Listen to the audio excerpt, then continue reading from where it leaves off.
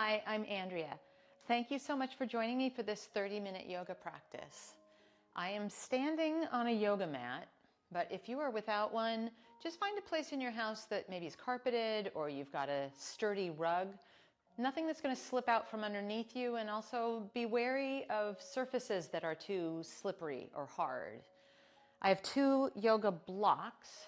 A great substitute for those would be two thick books.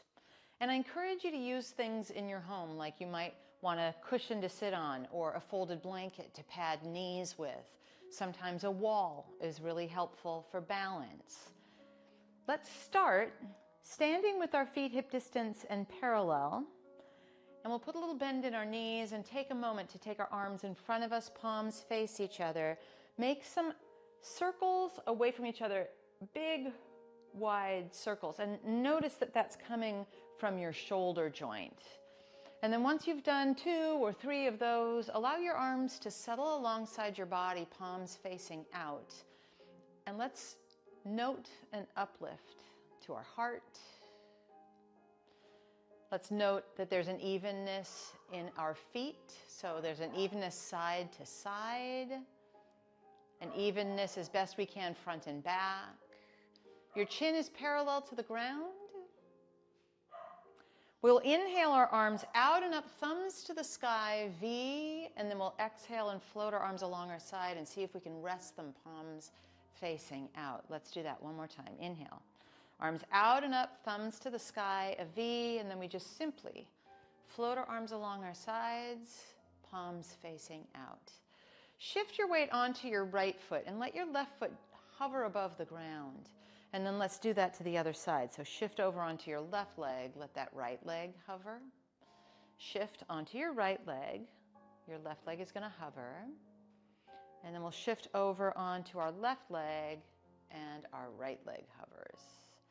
Once again, shift onto that right leg. This is where you might decide, as we stand here and I chat with you on one leg, you might decide to make your way to a wall, and you can use your right hand on the wall. Now, take this left leg and just crisscross it with it not touching the ground unless it needs to. Cross it back over, hip distance, and step down. So we're crossing a midline there, and we're testing our brain a little bit. Stand onto your left leg, use your wall if it's helpful, lift this right leg, and now crisscross your right leg across that midline. It's called adduction, and then we'll shift that back and step down. Try that one more time. So onto your right leg, there's balance, there's cross body action. We lift our left leg and we crisscross it over, and then we'll step it back to hip distance, stand on our left leg, and try that little ditty, crisscrossing our right leg over to the left and stepping down. This time when we stand onto our right leg, bring your hands on your hips. Of course, you can take your right hand onto the wall. Hug this right hip into the midline. Your left leg goes out in front of you, and then from your hip joint, roll that leg so that the toes face out. Come back to center, and now see if you can roll, internally rotate without collapsing into this right hip. It's like a pigeon-toed action, but we can feel it happening in our hip. Let's try that one more time. So roll your foot to face the left, and that's happening from the hip joint. And now let's go pigeon-toed with this left foot, and then toes to the sky, and we step down. It's a long time to support on that one leg, and it's actions that we're noting in our hips. So we'll stand on our left leg, left hand goes on a wall if it's helpful. Float that right leg, right hand on your hip. And now from our hip joint, we turn our right leg out, toes face over to the right. And then when we come through center, we go through that pigeon-toed action, and we feel evidence of that at the hip joint. Come back to center, make sure that we're hugging that left hip in. Let's rotate, external rotation at the hip joint. Come to center, and now it's internal rotation at the hip joint. We'll go straight up to the sky and step down. Adding those two together to really tease our brain, stand on your right leg, take your left leg across, and then take it in front of you and externally rotate, and then internally rotate. Take your toes to the sky and step down. You can switch hands on the wall, stand on your left leg, right leg is going to crisscross across. Then we'll bring it out in front of us, externally rotate at that right hip joint. Make sure we're still hugging that left hip in. And then let's turn it so that we're pigeon-toed, we're internally rotating. And then we'll take those toes to the sky and step down. We'll keep playing with this idea of what happens at our hip joint, standing on to that left leg. Start to find a bend of your right knee into your chest, and then just step that down. And we'll stand on our right leg and bend our left knee into our chest. It's like we're doing some sort of strange moonwalk, right? Stand onto that left leg, bring your right knee into your chest. That's flexion at your hip. Stand on that right leg, bring your left knee into your chest, like you're trying to walk through some very thick snow or something. One more time. Standing on our left leg, we bring our right knee into our chest.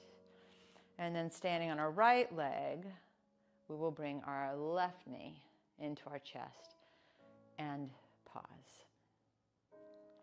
Stand onto your right leg. Use the wall if it's helpful. Kick yourself in the butt with that left heel and reach with your left hand and just see what you find. Maybe you find the foot and maybe you don't. If you find your foot, you've got a couple of options. You can bring that heel in closer towards you or kick that leg away. Either way, we've got some extension at our left hip joint right now, and we want to keep stability happening in that right hip joint or hip. And then gently let go, and let's take that to side two. So stand on your left leg, kick yourself in the butt with your right heel. What if you were to find that right heel or ankle, or even use a kitchen towel to lasso it?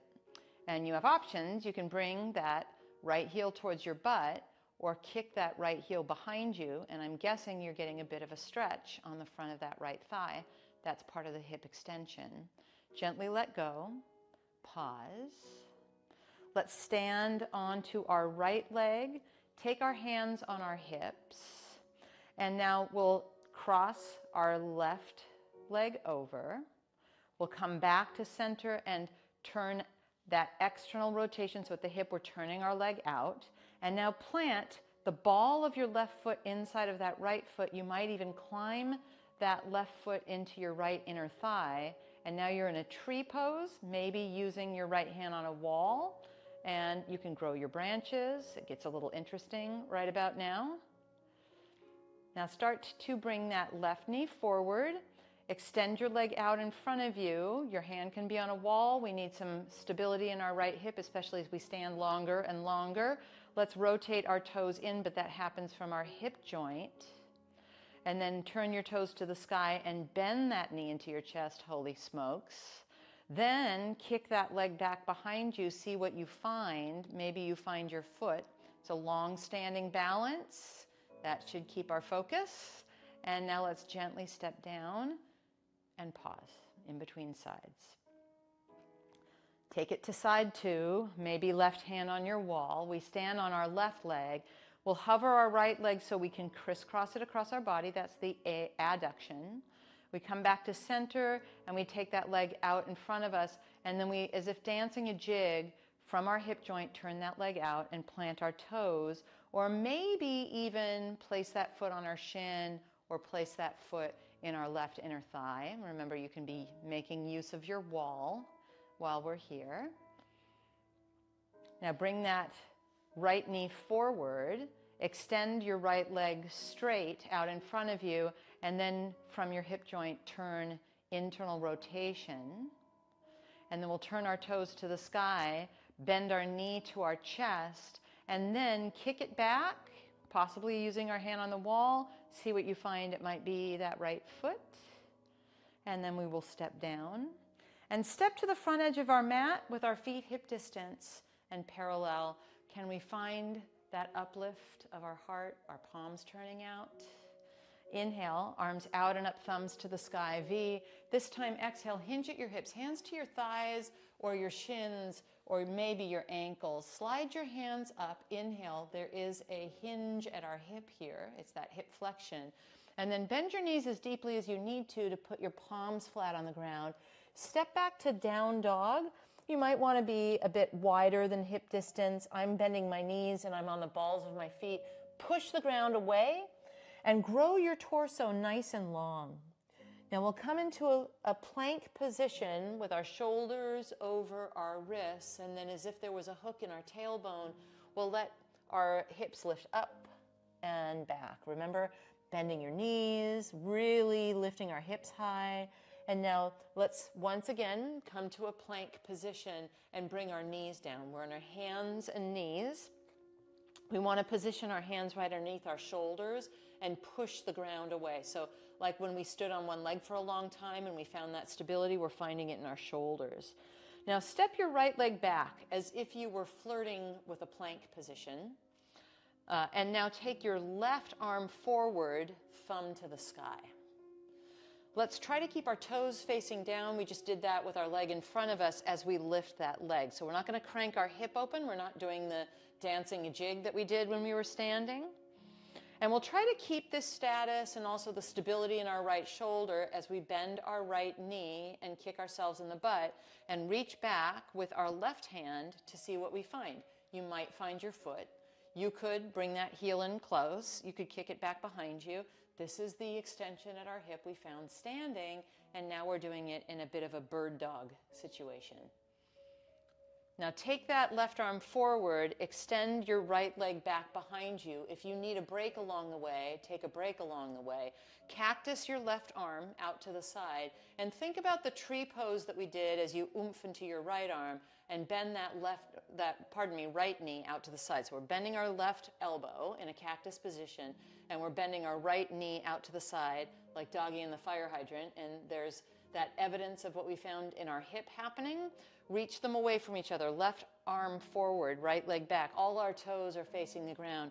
And then place that left hand down, that right knee down, and give your poor little right wrist a release. You can always press the backs of your hands together here too. Let's climb back onto all fours and align the shoulders right over our wrists. We do want to push the ground away. Keep the integrity of our core working here too. And now we flirt with plank on our left side. So we'll step that left leg back and we'll reach our right arm forward so that it's as if we're shaking a hand. Oomph into your left arm. Stay with the stability even as we explore some mobility elsewhere. Lift your left leg and think about when you looked at that leg out in front of you and your toes were facing the sky. Now all toes are facing the ground. So it's that neutral position that we found together. Keep the integrity in your left shoulder. Begin to kick yourself in the butt with your left leg. Reach back with your right hand and see what you might find. Don't worry, the prize is in the reach. If you don't happen to reach the foot, no worries, no big deal. You're just trying to find that left foot possibly at some point, and you could bring the heel close to you or kick it away. And then gently release arm and leg away from each other. Cactus your right arm out to the side, and now bend your left knee out to the side. That's the external rotation that we found. It's like the tree pose that we did. It's just a little bit more challenging core and arm strength wise. I know, me too. Now extend that left leg behind you, your right arm in front of you. Put it all down, right hand down, left knee down. Let's do our little shaking of wrists. And once we feel like that's happened, we'll come to down dog. Remember to push the ground away, lift your hips up high. Now lift your right leg back behind you and take a look to see that all of your toes are facing the ground. We're in that neutral position. You might sink your left heel a little bit, but if you're rounding into your torso, keeping a bend in that knee is perfect. And then let's come through a plank with our right knee towards our chest and step our right foot next to our right thumb, and then lower our left knee down on the ground. You can squiggle that right foot forward so that we look to have a nice vertical line from our knee to our ankle. And then with our left hand maybe on a block, what if we were to kick ourselves in the butt with our left foot, reach with our right hand and see what we find? It's possible that we find a foot, but the prize is in the reach. We'll stay with this, and you could bring that heel towards your butt or kick that heel away from your butt. I'm guessing there could be some stretch going on in the front of your left leg. Let's stay for 3 moments here.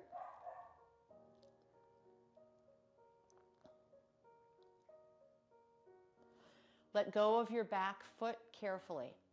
Frame this right foot, straighten your leg, and same thing here. Let's play with this a little bit with maybe hands on books or blocks. But you can, from your hip joint, roll as if you were going to place the outside of that right foot on the ground. You're getting a little external rotation. We still want to have some integrity in our left hip, so we're not letting things fall apart on the left side of us. And now go through center like we did with your toes to the sky and see if you can find that internal rotation. It probably doesn't go all that far when we go for the internal rotation. That's fine. It's normal for all of us. And now let's go to center and either stay with this and lengthen our spine, maybe slide our right heel forward a little bit. Find a place where it doesn't crumble, but it keeps you interested, and we'll try to track our toes straight up. 3 moments to stretch here.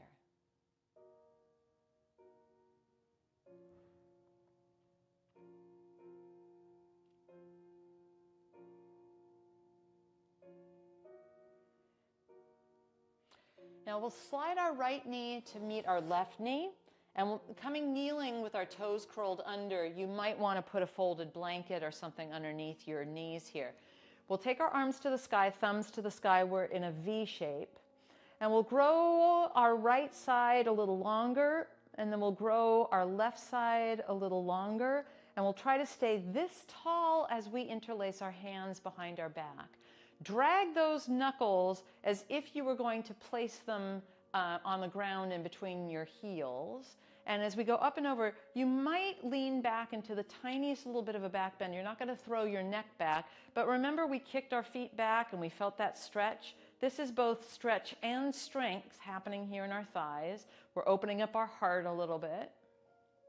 And then we'll simply come back to hands and knees to bring ourselves to down dog. So push the ground away, find a hook in your tailbone, and let your hips lift up and back. And now let's lift our left leg back behind us, and we look and see that all of those toes are facing the ground. We pause.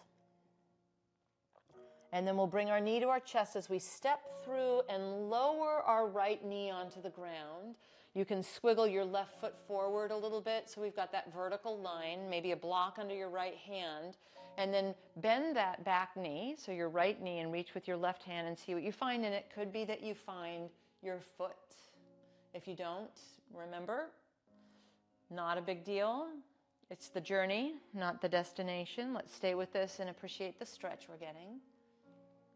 Give yourself tools, blocks, kitchen towels to lasso.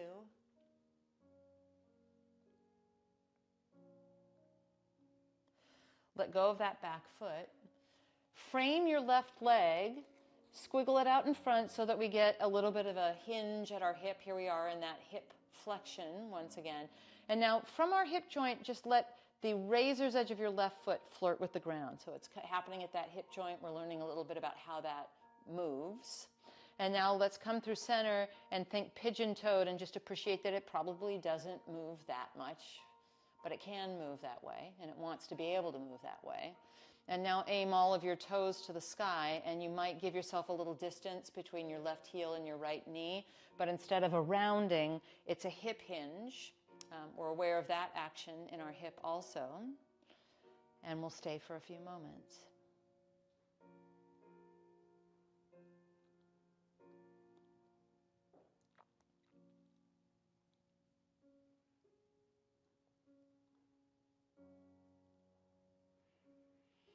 Now, carefully, swoop your left knee next to your right knee. Do that any way that you can. Your toes are curled under as we come kneeling.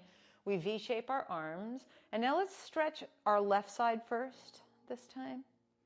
And come back to center, and now reach, reach, reach with that right side. And then as we come to center, we'll do our interlace. And if you think of it, do the lace the other way, so the other pinky's on the bottom, and then we'll go up and back. But there's an uplift to our belly. We're not throwing our head back. We're just appreciating that there's a stretch on the front of our thighs. A stretch and a strength.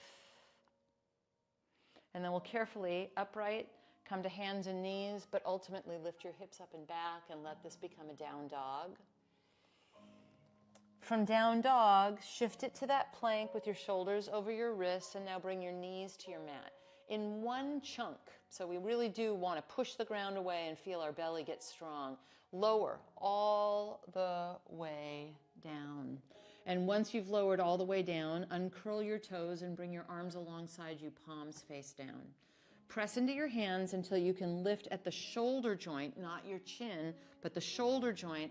Think of smiling your collarbones here, and then you might lift your arms just to hover above the ground. I call this hitchhiker arms. Think of thumbs going to the sky.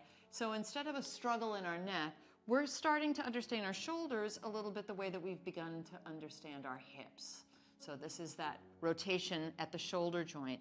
You might lengthen one leg and then put it down on the ground, and then lengthen and lift the other leg and see if you might find some more space there. You can tuck your tailbone a little bit. It's not going to go very far, but it might feel better on your lower back that way. And then lower down, make a pillow with your hands, and then bending your knees, let's windshield wiper side to side here.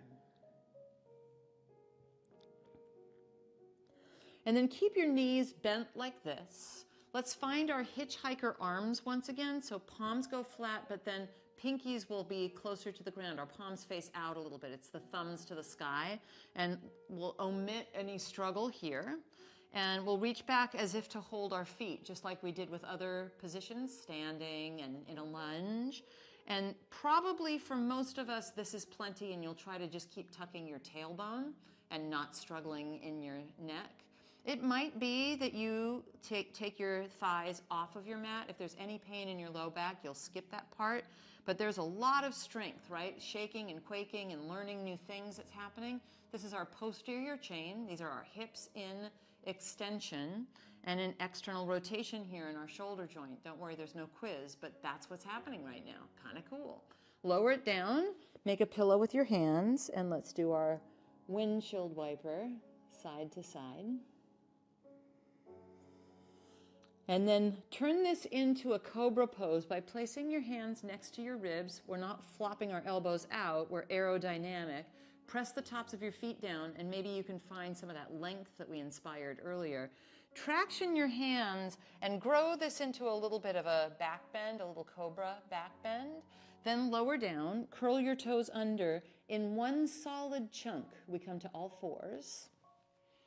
And from all fours, we lift our hips to the sky, push the ground away, and it's downward facing dog. And then from downward facing dog, let's shift it to a plank. Bring your knees to your mat.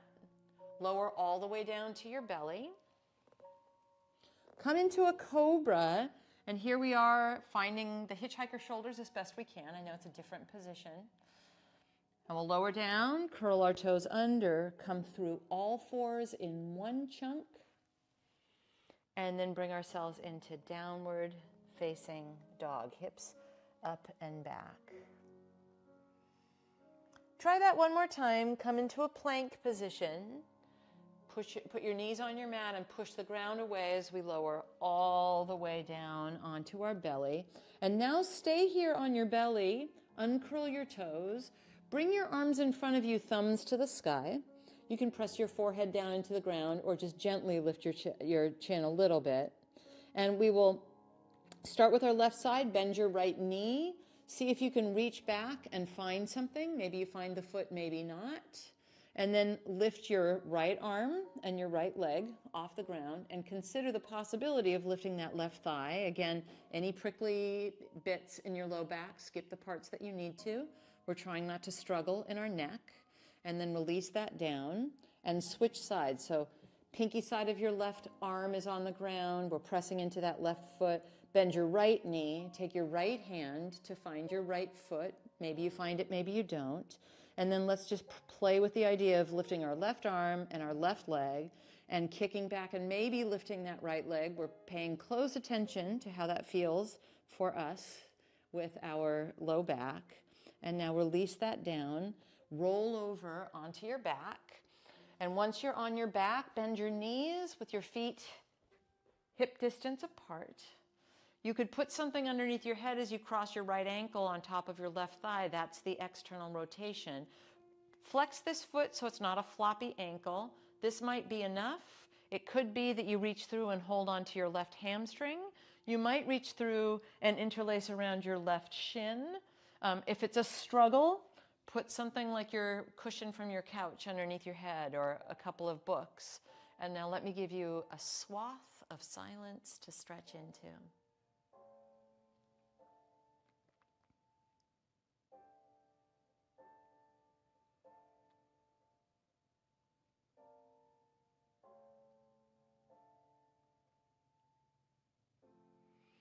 Place your left foot on the ground if it's not. Switch sides with this, so left ankle on top of right thigh. This could be plenty of stretch. You might reach through and hold on to that right hamstring. You might reach through and hold on to that right shin, and then if it's better, put something underneath your head while we're here. You can close your eyes. We'll stretch into some silence here too.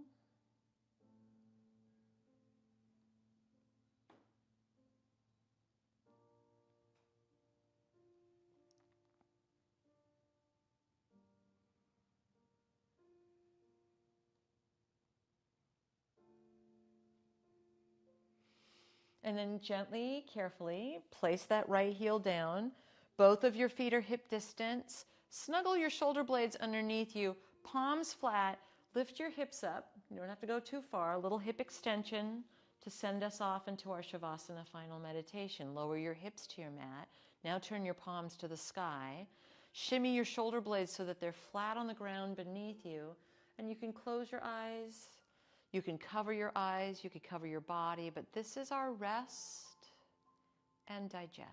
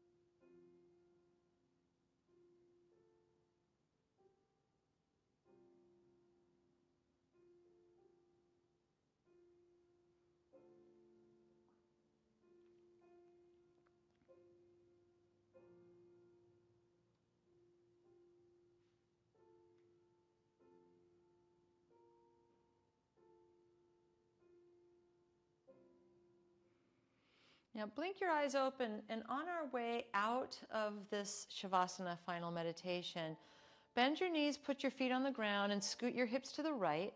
Cross your right knee over your left knee. Think about when we crossed our body, standing and balancing, and then just let everything spill over to the left for a moment. It's a spinal twist, but it is that crisscross adduction. And we'll come to center and uncross our legs and scoot our hips to the left. Let that left knee cross over. It's a more passive idea, but again, we're crossing over a midline.